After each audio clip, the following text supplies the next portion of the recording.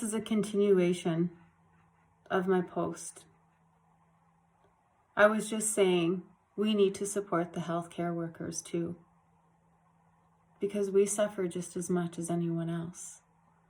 We see the worst of the worst, the best of the best, and we like to hide behind those masks. We hide because it's too hard to deal with what we're feeling internally.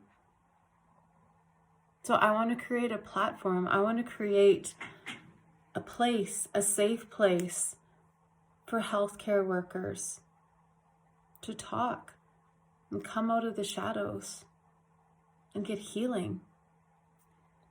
Because that's what I did. I had to step away, and that eats me up day in and day out, because I love being a nurse. It's in my soul to help people, but I just couldn't do it because I needed to help myself first. I needed to make sure I was healthy and healing from my traumatic experience.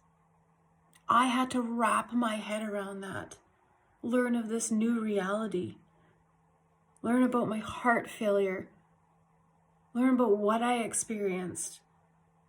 And I never got the opportunity to debrief or talk about it. So that's why I wrote this, to get it out of here, to get it out here, and just put it in here. Now, I stepped out of the shadows. I stepped away from that mask that I hid behind. And it wasn't just the mask at the hospital that I hid behind. It was the lipstick that I hid behind at hockey, at ringette, the grocery store, at house parties, in my house, my home. But you get to a certain point where you just break.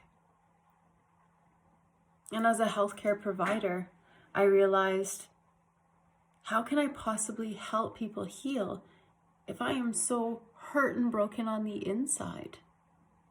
And like I said, it's like the oxygen mask. Just think of a flight attendant. They're actually pretty brilliant.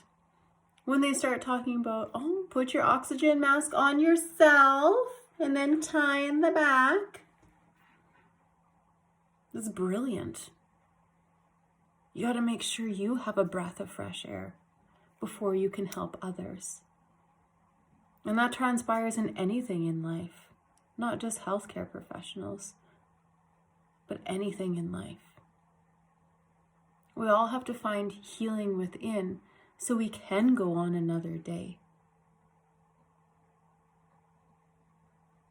Thank you for listening. Thank you to all of the healthcare workers out there, and not just the healthcare workers. Thank you for everything that's being deemed essential services. Without you, we couldn't keep going.